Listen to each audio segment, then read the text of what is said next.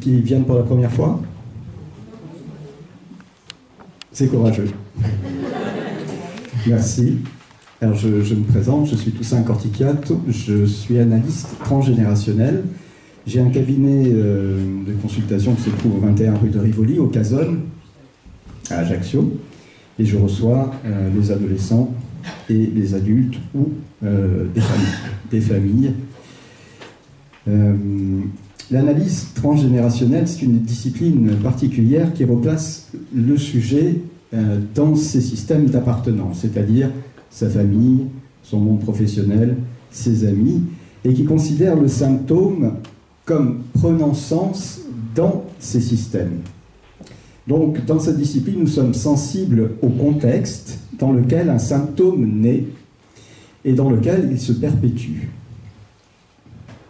Et la reconstitution de ces contextes de vie et ces contextes d'apparition des symptômes permettent de donner du sens aux symptômes et aussi, évidemment, de permettre de faciliter leur résolution.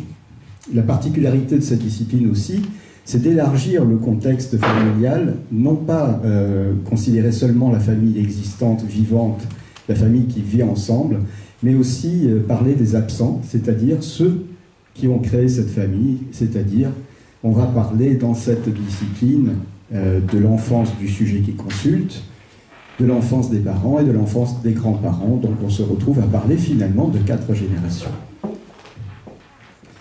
C'est une discipline donc qui insiste sur l'importance du contexte.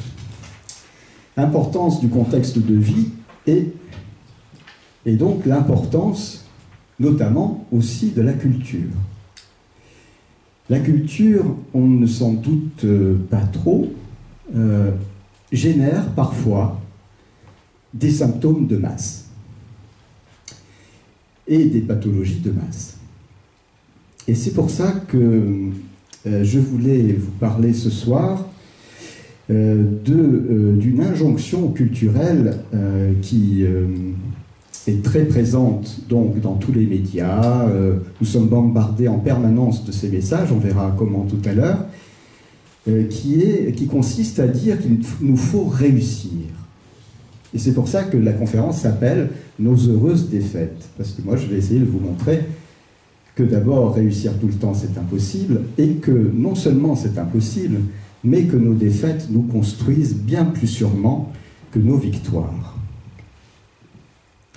Alors, si on veut éviter de souffrir des pathologies créées par la culture, il faut en connaître les attendus de cette culture. Et donc, pour pouvoir échapper à des symptômes qui vont nous faire souffrir, il faut comprendre ce que notre culture nous demande d'aimer.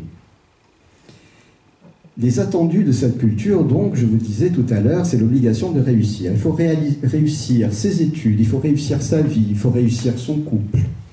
Comme si, hors de la réussite, il n'y avait pas de salut. Comme si la valeur de notre être se mesurait à l'aune de nos réussites. Et donc, ce qui serait à craindre, ce serait l'échec. L'échec, la défaite, la perte, la fragilité, la vulnérabilité, moi je considère que ça peut être, qu'ils peuvent être les vecteurs de notre humanité, et c'est l'intention de cette conférence ce soir.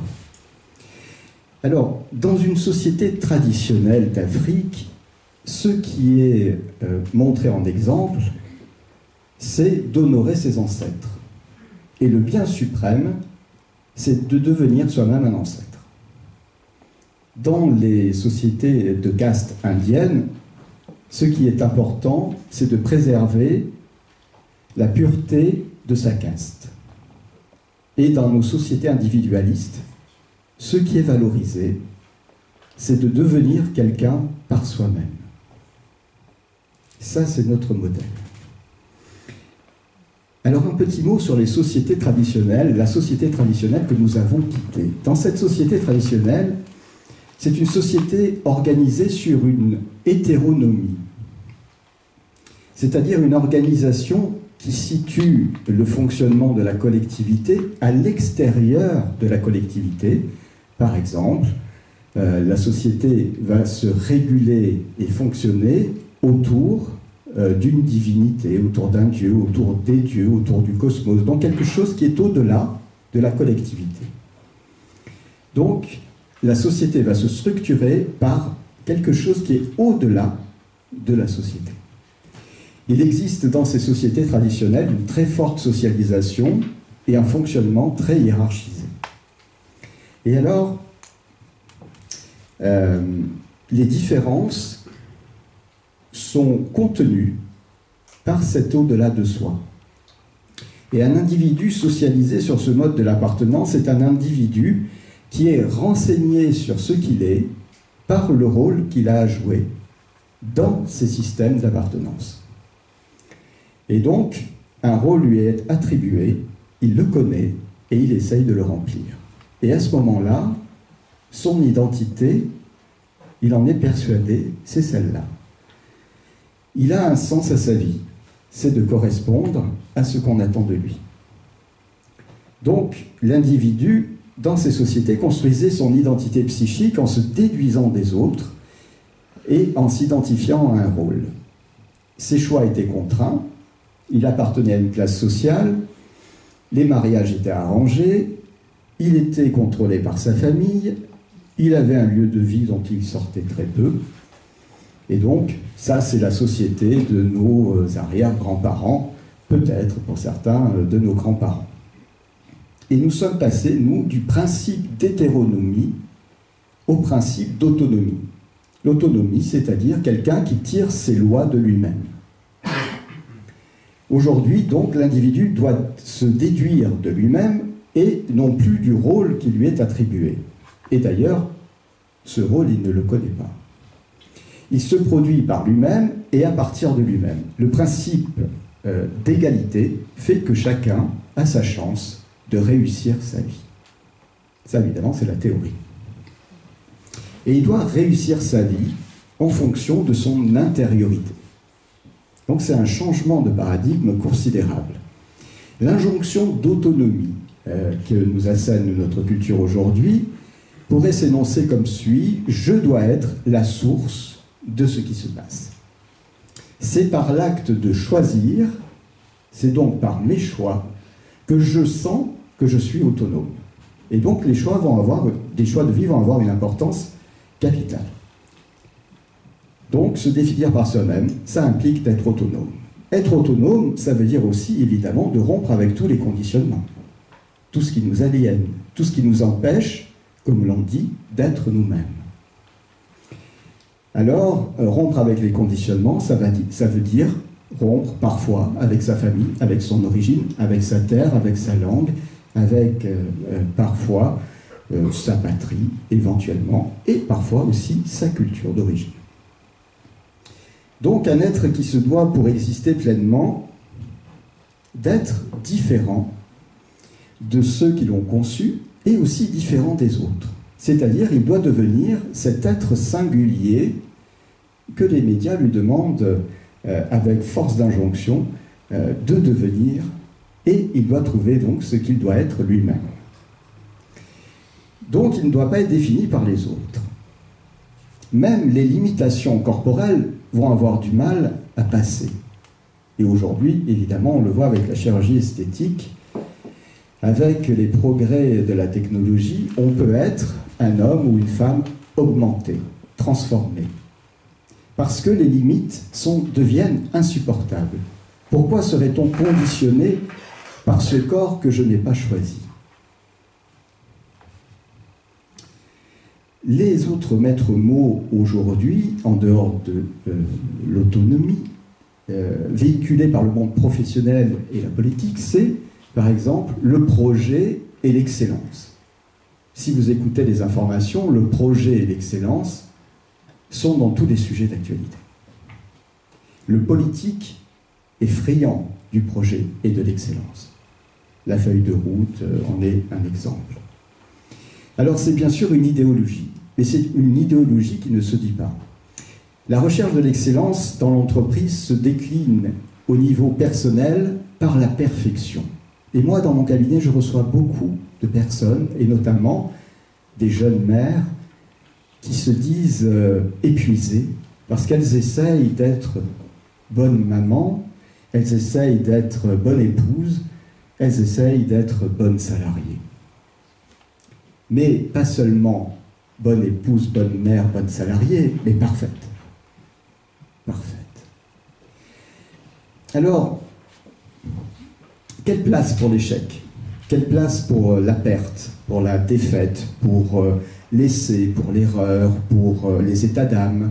Quelle place pour le handicap? Quelle place pour la vulnérabilité? Quelle place donc pour les pertes?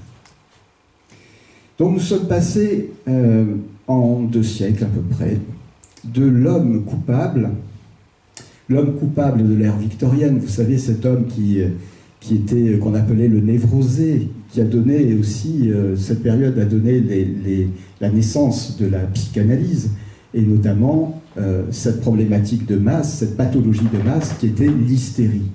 L'hystérie a pratiquement disparu aujourd'hui. Ces névrosés étaient coincés entre leurs désirs et les interdits que posait la société, interdits qui étaient posés par un au-delà de la société elle-même. Et donc on est passé de l'homme coupable, c'est-à-dire qui se posait la question « qu'est-ce qui m'est permis de faire? Qu'est-ce que je suis autorisé à faire ?» Donc coincé entre les normes, les interdits et ses désirs, et nous sommes passés de l'homme coupable à l'homme capable. Et l'homme capable, lui, se pose la question « suis-je capable de le faire ?» C'est-à-dire, je vais me mettre au défi, suis-je capable de réaliser ce que je veux réaliser, ce que je veux être? La culpabilité a donc changé de forme, la culpabilité de la transgression est devenue une culpabilité de l'incapacité. Et cela génère une grande tension et une grande souffrance. Les problématiques de choix, d'engagement, de place, de débordement émotionnel ou de dépression deviennent centraux. La rumination incessante sur ses choix de vie, choix de couple, choix de projet professionnel, choix d'engagement, l'impossibilité de trouver un sens suffisant à sa vie, sont à l'origine de nombreuses consultations. L'insatisfaction et l'épuisement dominent sans que nous nous doutions que notre culture favorise ces troubles. Dans notre culture, nous avons, semble-t-il, beaucoup de liberté. Les choix sont multiples. Ce que nous ignorons, la plupart du temps, c'est que plus nous avons de choix, et plus nous allons être malheureux. C'est-à-dire que ça, le marketing l'a très bien compris, et c'est pour ça que vous avez des hypermarchés. Hein? C'est pour ça que vous avez une multitude de produits. Vous allez acheter un paquet de biscuits, et vous avez le choix entre 150 produits différents. C'est pas grave quand il s'agit de biscuits. Mais enfin, à quoi ça sert tout ça? Comprenez bien qu'il y aurait peut-être une quinzaine de biscuits différents, ça suffirait. Mais non, il faut multiplier. Pourquoi on multiplie? Parce que plus on a le choix, et plus on va être insatisfait. Parce que ce que l'on va choisir va toujours générer le doute. On aurait pu acheter autre chose, ou on aurait pu faire un autre choix. Et tous ces autres choix que l'on n'a pas fait restent en suspens. Et comme les choix qu'on n'a pas fait sont beaucoup plus nombreux que les choix qu'on a fait, il y a une insatisfaction générale. Quand il s'agit de biscuits, c'est pas grave. Mais quand il s'agit du domaine professionnel, de l'engagement de couple, alors là, l'insatisfaction rôde. Et la rumination incessante est présente très souvent chez les personnes que je reçois. Donc la responsabilité de sa vie autour de la liberté et de la soi-disant égalité des chances, puisque ça c'est un leurre évidemment total, hein, on est resté dans les classes sociales et dans les luttes des classes, mais évidemment on ne le dit plus, puisque maintenant la responsabilité repose sur l'individu lui-même. Donc la responsabilité de sa vie, cet individu l'a, est là en charge, et doit donc fabriquer son bonheur. Alors, vous le voyez bien, aujourd'hui, par exemple, être pauvre, c'est être incapable d'être riche. C'est-à-dire, c'est celui qui ne traverse pas la rue. Alors qu'hier, être pauvre, c'était appartenir à une classe sociale. Hier, être pauvre, c'était appartenir à une communauté. Alors c'était les ouvriers, les travailleurs, les travailleuses, le peuple. Aujourd'hui, c'est une question d'intériorité. Quelqu'un qui ne réussit pas professionnellement, quelqu'un qui ne s'enrichit pas, c'est quelqu'un qui échoue et donc quelqu'un qui n'a pas de valeur. Donc, de ces injonctions culturelles, la publicité nous en rend compte. Et alors, moi, ce que j'adore, ce sont les publicités pour les voitures. J'aime pas trop les voitures, mais les publicités pour les voitures, j'adore. Vous avez, par exemple, Peugeot, comment on dit, pas le logo, le slogan, voilà. Le slogan, c'est « Soyez sans limite ».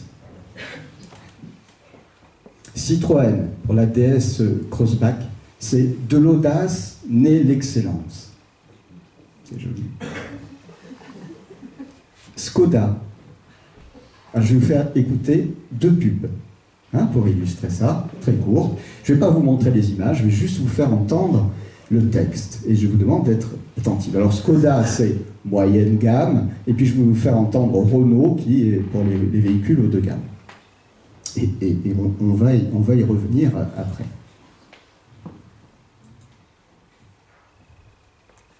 Attendez, il faut peut-être mettre du son.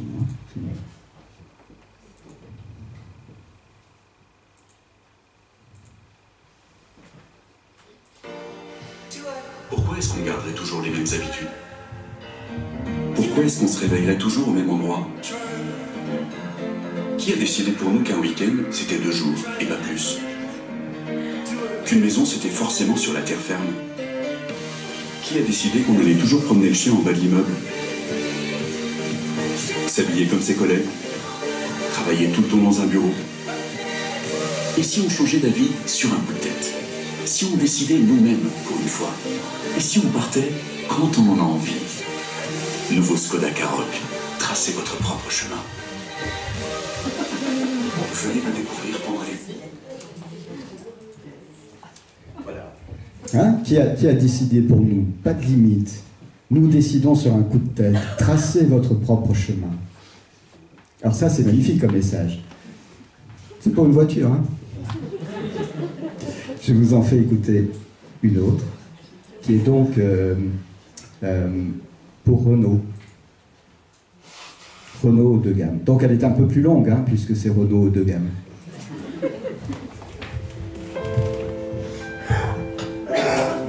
Ça fait maintenant longtemps que je t'observe. Et aussi loin que je me souvienne, la vie ne t'a jamais fait peur. Au contraire. Tu as toujours eu ce petit truc en plus que les autres n'avaient pas. Ce regard unique sur le monde qui t'entoure. Tu te souviens?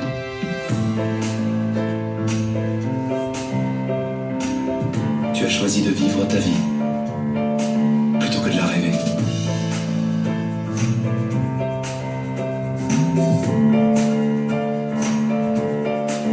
Et ça, peu importe le challenge.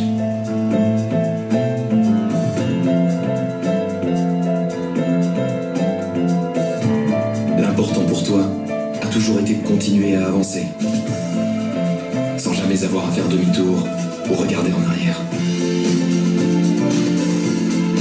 Mais surtout, tu as choisi la spontanéité et l'ouverture d'esprit au lieu du conformisme. Bref, tu as su tracer ta propre voie, celle qui fait de toi qui tu es. Et la route est encore longue et pleine de surprises. Maîtrisez votre trajectoire.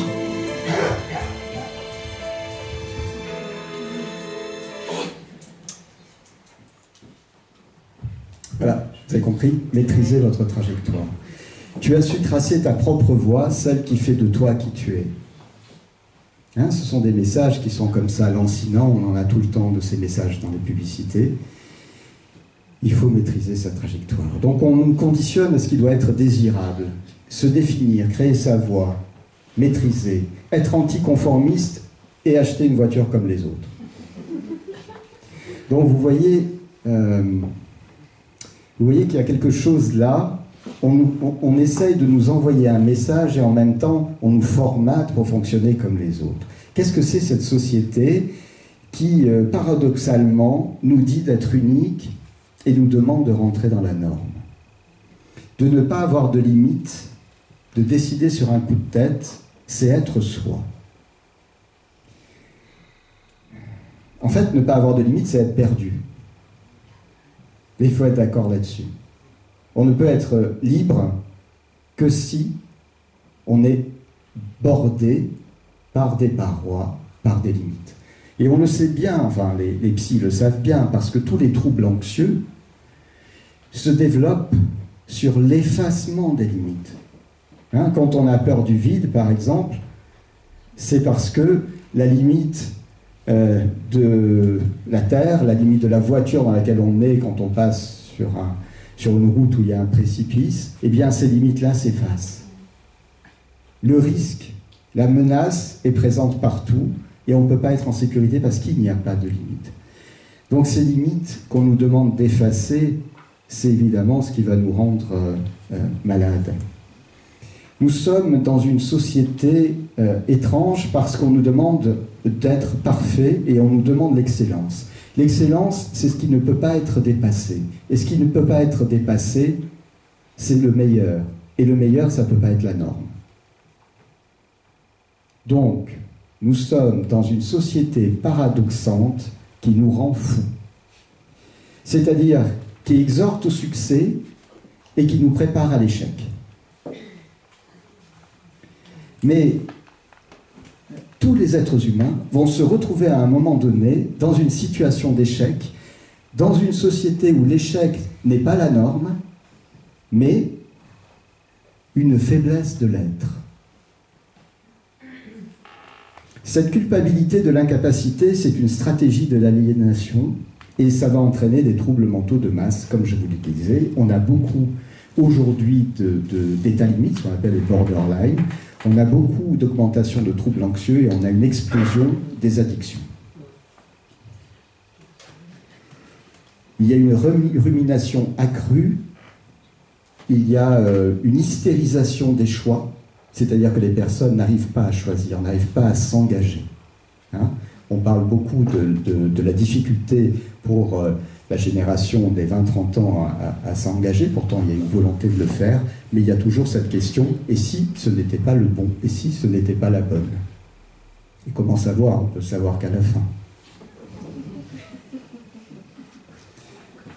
Mais est-ce cela la vie d'un être humain? Est-ce réussir? Est-ce être sans limite?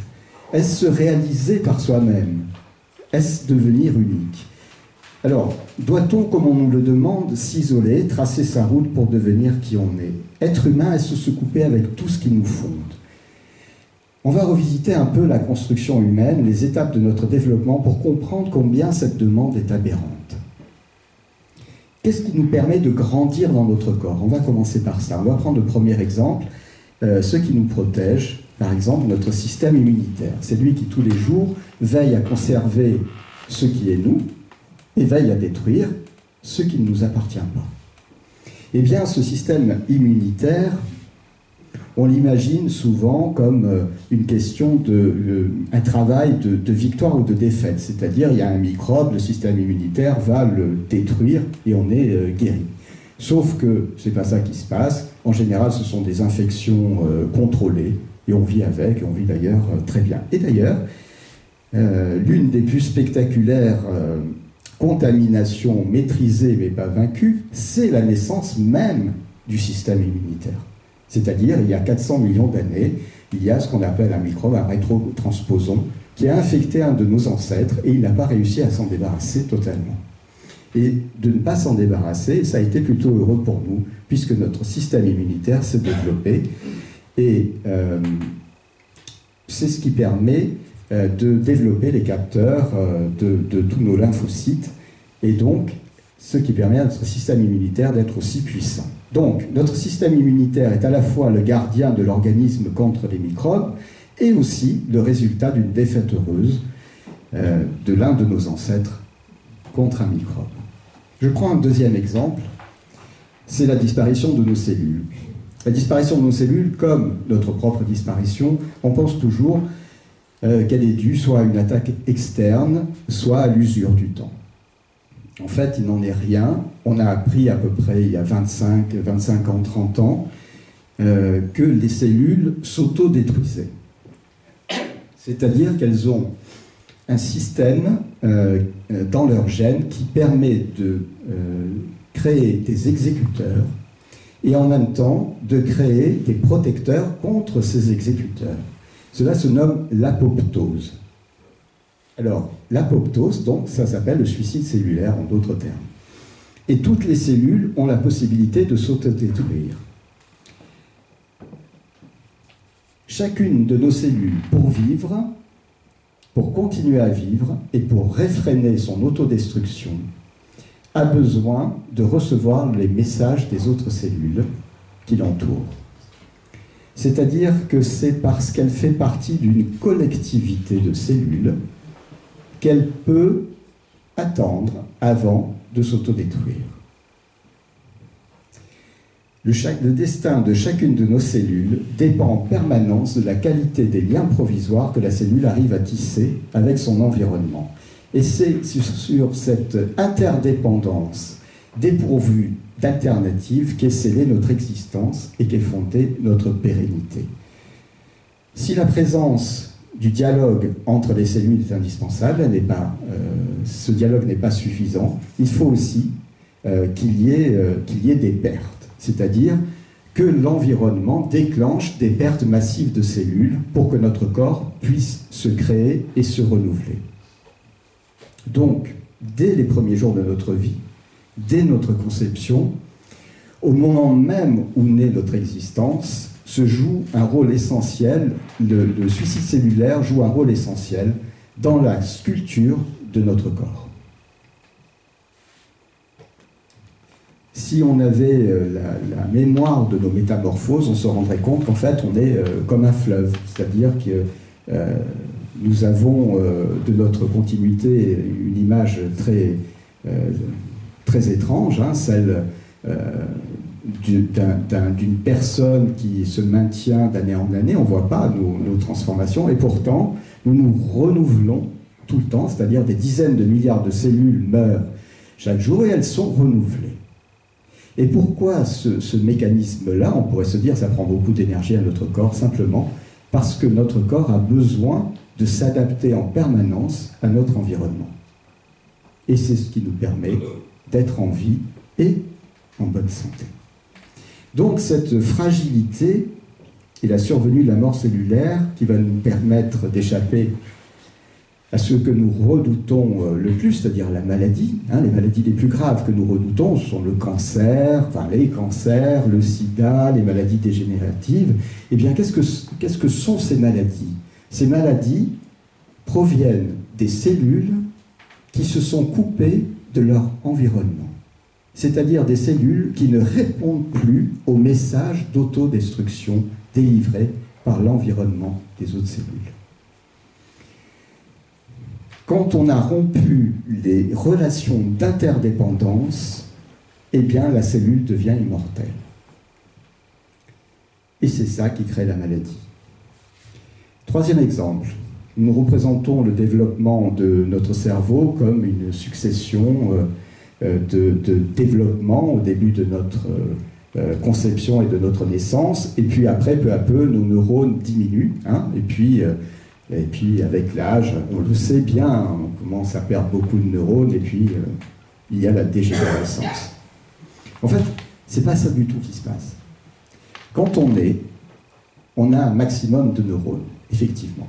Sauf que très vite, dès notre naissance, on perd à certains endroits 85% de nos neurones. C'est une véritable hécatombe.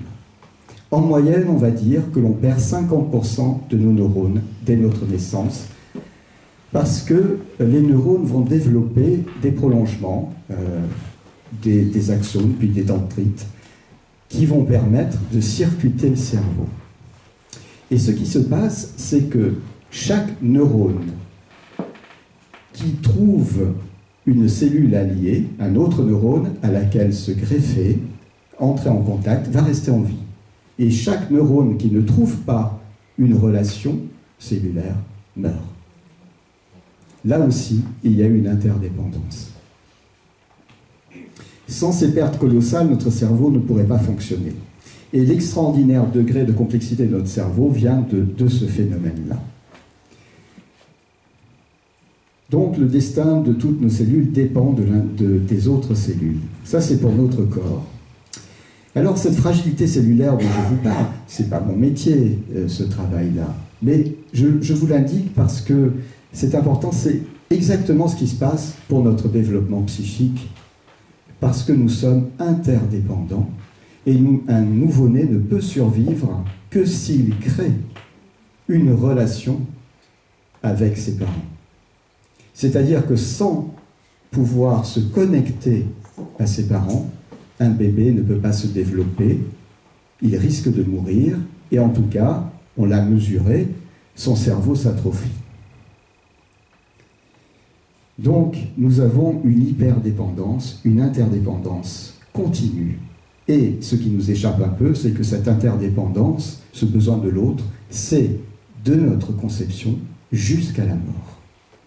Jusqu'à la mort, je dis, parce que un adulte, même s'il n'a plus besoin de son père ou de sa mère, a besoin de son entourage affectif. Et toutes les maladies, moi qui suis sensible au contexte du développement des symptômes, je peux vous dire que toutes les maladies ont pour origine une diminution de la vie affective, une perte affective, ou des pertes affectives, ou des risques de perte affective. Et un bébé, donc, pour se développer, lui, est encore plus en recherche de cette connexion dans ce que Winnicott avait appelé le holding. Vous savez, le holding, c'est un terme anglo-saxon, on pourrait dire en français le portage. Mais le portage, c'est pas tellement la technique, hein, c'est pas comment porter le bébé, c'est en fait que dans cette façon de porter le bébé est en connexion avec le parent. Et quand le bébé est en connexion avec le parent, il est en connexion avec sa chaleur, avec son émotion, avec la voix du parent, avec le regard du parent. Et c'est ça qui permet au bébé de se construire, dans cette affection. Un autre concept psychanalytique créé par le même homme, c'est le handling. C'est-à-dire comment on va changer le bébé, s'en occuper, le tripoter, quoi, le laver, le changer. Et là aussi, il ne s'agit pas de technique, il s'agit d'avoir une affection pour cet enfant, c'est-à-dire de le baigner de paroles, de rire avec lui, de reprendre ses mimiques, ses intonations. Et ce bébé sent qu'il est en lien avec le parent. Donc dans cette façon d'être avec son bébé, il y a quelque chose de fondamental parce qu'on assure la sécurité de base du bébé. Et ça, c'est primordial parce qu'ensuite, si cette sécurité de base n'est pas créée, c'est ce qu'on appelle en fait le narcissisme, hein, le narcissisme primaire qui se développe. Le narcissisme, c'est pas être égocentrique. Hein. Le narcissisme primaire, c'est pouvoir développer une forme de toute-puissance qui permet de se sentir vivant. Et cette toute-puissance, il faudra évidemment la diminuer après, en se développant, grâce à ses parents aussi, pour l'atténuer et faire face à la réalité. Mais en tout cas, dans un premier temps, le bébé a besoin de faire réagir le parent, a besoin de savoir que finalement, dès qu'il bouge, quelqu'un le regarde et est auprès de lui. Sans ça, le bébé souffre. Alors, la dépendance des enfants est terrible parce que tout le développement des compétences des enfants, donc de nous, hein, le développement de nos compétences n'est pas donné. C'est-à-dire que si tout le monde a des potentiels, pour développer les compétences, il va falloir que quelqu'un les actualise, c'est-à-dire les parents.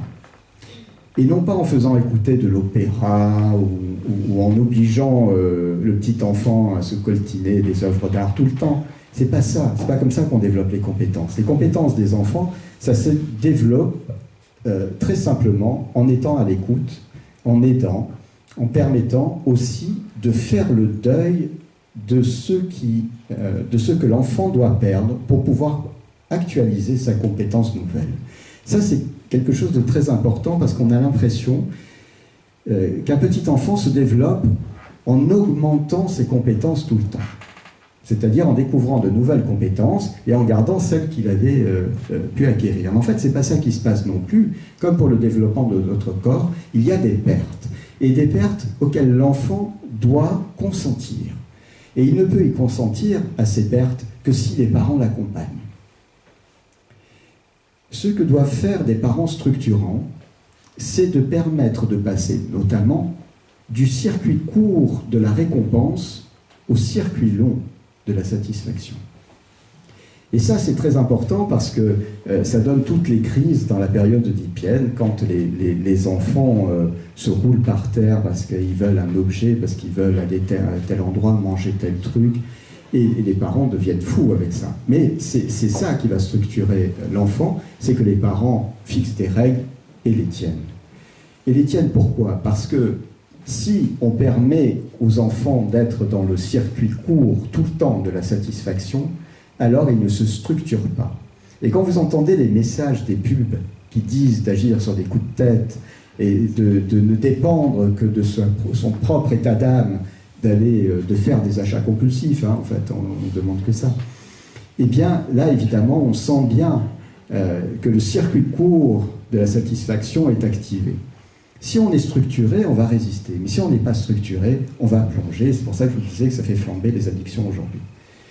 Donc, pouvoir attendre pour profiter, ça c'est le message des parents, ça c'est l'action des parents, qui vont permettre à cet enfant de renoncer à ce à quoi il avait droit jusque-là. Il avait droit aux bras des parents, il va devoir se passer des bras des parents. Il veut... je ne sais pas, aller partout, crapahuter partout, il devra se contenter des endroits qui seront autorisés. Il devra quitter le sein pour pouvoir parler. Vous voyez, renoncer, accepter les pertes pour pouvoir acquérir de nouvelles compétences.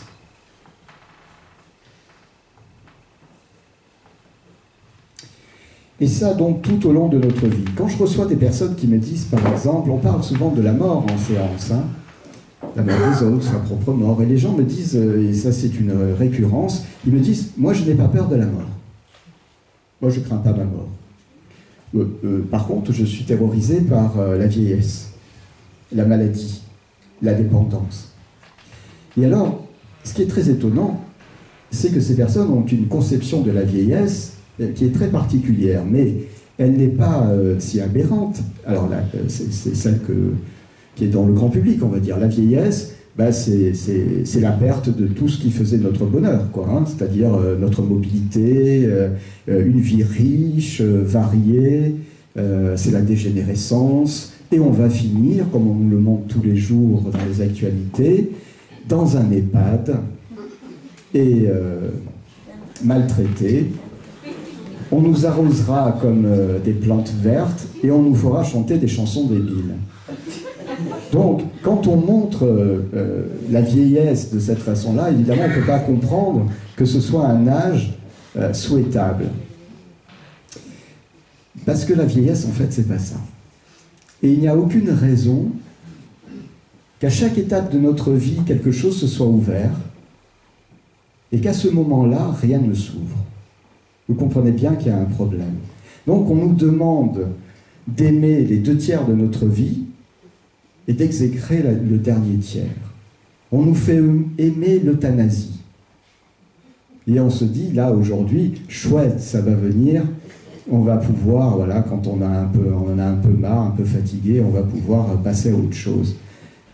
Il y a là quelque chose de très important, c'est qu'on oublie l'importance de la vieillesse. Alors, il y a des cultures, comme je vous le disais tout à l'heure, des cultures traditionnelles qui font des ancêtres, des êtres respectables, adorables.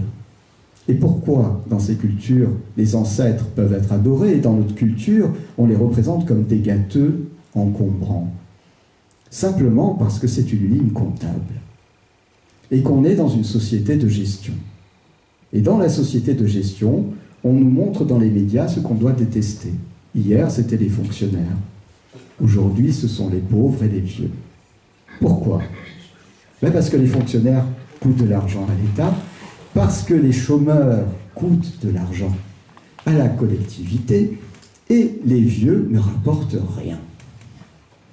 Alors, on nous parle, je ne sais pas si vous avez regardé les informations, mais là, on nous parle du gros dossier de la dépendance.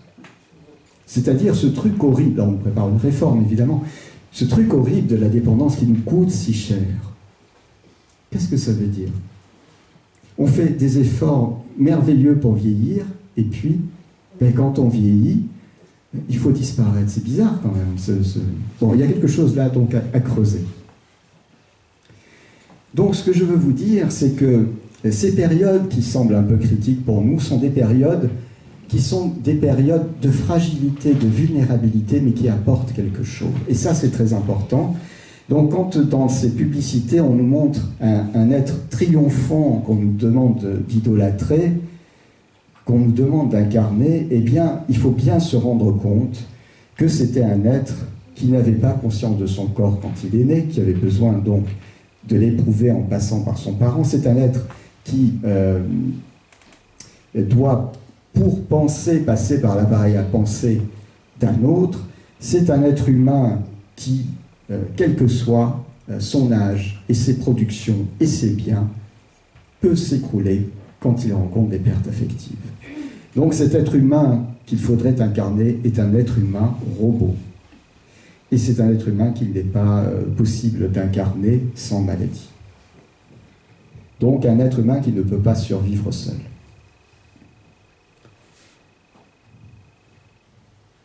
Alors, je vais illustrer par des vignettes cliniques pour rentrer, pour dire un petit peu plus précisément de quoi il est question dans le travail que l'on fait chez un psy. Une dame m'appelle parce que sa fille, Stella, qui a 6 ans, ne peut dormir la nuit que si la clé de l'appartement, la clé de la porte d'entrée de l'appartement est sous son oreiller. Assez particulier comme symptôme. Autrement, elle ne peut pas dormir. Donc, il faut que la clé de cet appartement soit mise sous l'oreiller de cette gamine de 6 ans. Et à ce moment-là, elle peut faire sa nuit. Donc, il faut qu'elle touche la clé, lui, etc. Les parents ont un temps pensé qu'ils pouvaient donner un double, mais non, ça ne marche pas. Donc, ça pose des problèmes, évidemment, à la famille. Le père part tôt, il faut qu'il réveille sa fille pour prendre la clé. Enfin, c'est compliqué. Donc, elle me dit, écoutez, je vais vous l'amener. Alors, je lui dis, non, madame, moi, je ne reçois pas les enfants de 6 ans. Ils n'ont aucun besoin d'aller chez un psy à 6 ans. Par contre, vous venez. Toujours un peu délicat, ça. Alors, cette femme vient, cette mère vient, et elle est très anxieuse, elle est terriblement anxieuse, et elle me dit, bon voilà, le symptôme, ma fille, alors bon, c'est gênant, tout ça, j'ai peur qu'elle soit pas bien, j'ai peur d'avoir raté, vous savez, la culpabilité des mères, j'ai peur d'avoir raté quelque chose.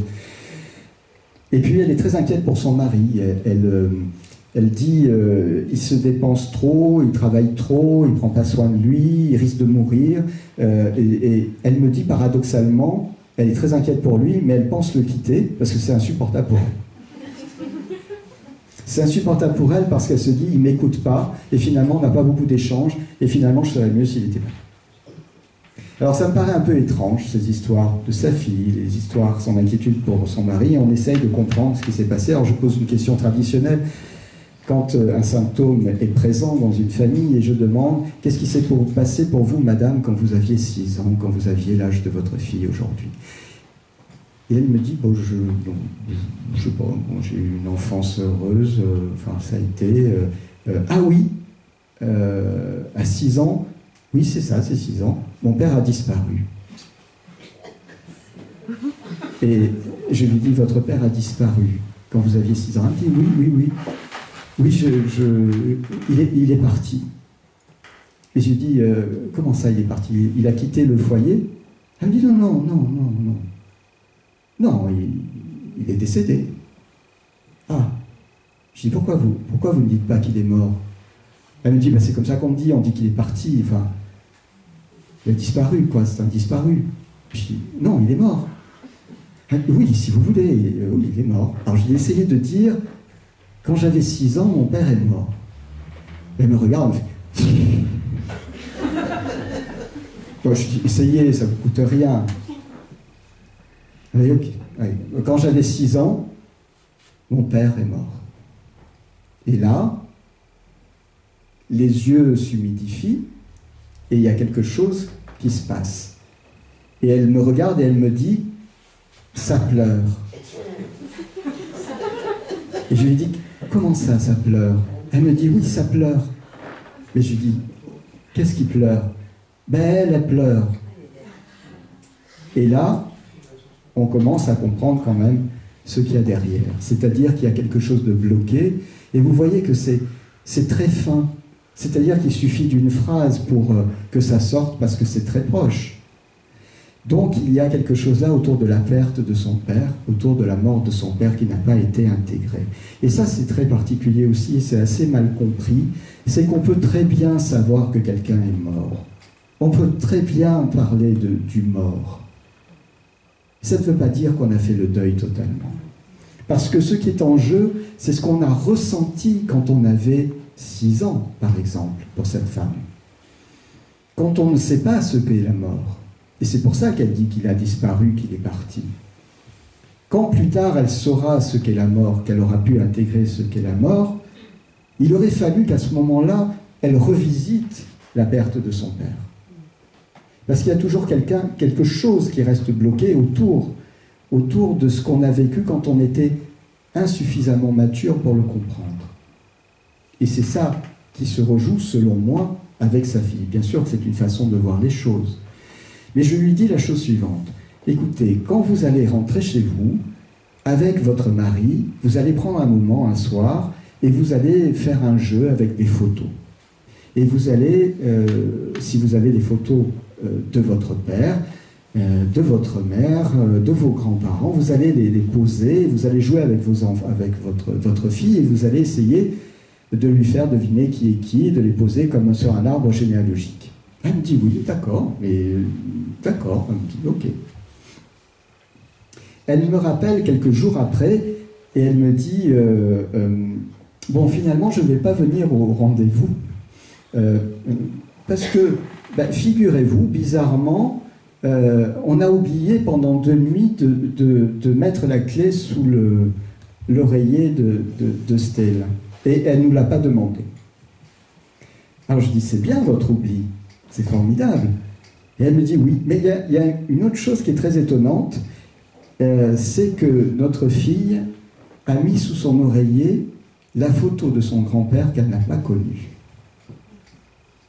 Alors ça, c'était troublant pour elle, d'autant plus que parmi toutes les photos qu'elle avait utilisées pour son jeu, sa gamine avait choisi la photo à laquelle elle était la plus attachée. Et elle me dit, c'est bizarre quand même, qu'elle garde une photo comme ça de quelqu'un qu'elle n'a pas connu. Et ça, c'est toute la magie du rapport que l'on peut avoir avec son parent en souffrance. Hein? Ça, c'est très important à comprendre dans les phénomènes transgénérationnels. Donc, cette conférence était à l'origine basée donc sur le fait que nos défaites nous construisent bien plus sûrement que nos victoires. Et vous avez bien compris que c'est important pour moi de défendre l'idée de l'appartenance, l'idée de la solidarité, l'idée de la communauté, l'idée du sens de la vie que l'on trouve dans le rôle que l'on accomplit pour sa communauté. Et ça, c'est important. Donc il ne s'agit pas de revenir aux sociétés traditionnelles, bien évidemment, mais de réintroduire ce que ces sociétés avaient de positif, c'est-à-dire de pouvoir se définir par rapport aux autres aussi. L'identité, c'est pas être différent, c'est pas seulement être différent, c'est aussi être semblable, et c'est beaucoup être semblable. Et quand on souffre et qu'on sait qu'on appartient à une société humaine, parce que les autres se reconnaissent aussi dans cette souffrance, alors ça permet d'alléger la sienne. Donc quand la volonté échoue, eh bien, on peut être renseigné sur soi finalement. Quand notre volonté est mise en défaut, c'est pas plus mal. Donc, ce que je voulais vous dire pour conclure, c'est que plutôt que d'essayer de sculpter notre vie en nous dégageant de toute contrainte, de tout conditionnement, plutôt que de tenter désespérément d'imposer à la vie notre volonté et nos directives, peut-être qu'il s'agirait de prendre du temps. Prendre du temps pour intégrer nos pertes. Prendre du temps pour intégrer nos échecs et en tirer bénéfice.